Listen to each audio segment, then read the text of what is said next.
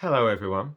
I thought I'd shoot this short video on the subject of use social media and not allow social media to use you. So what does this mean? Well, you should be creating content for social media and not consuming content for social media. You see, if you're consuming it, you're not going to make an income from it. You see, if you have a smartphone, it's not a smartphone, it's a dumb phone if you're not making an income from it. That's the way the world has changed. So you need, if you're going to be on social media and anybody who's on social media is looking for attention, you should be creating content that's going to make you an income. You see, the people who have a platform on social media, that's what they do.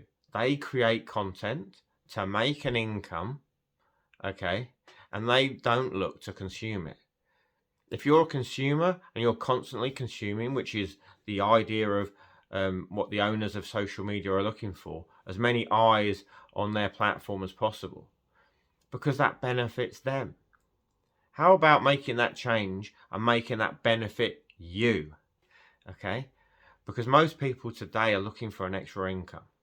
So if you're looking for, like I say, an online business using the power of social media, okay, and you're looking for an extra income, then take a look at my opportunity at www.barryreeve.com. And I look forward to speaking to you real soon. Bye for now.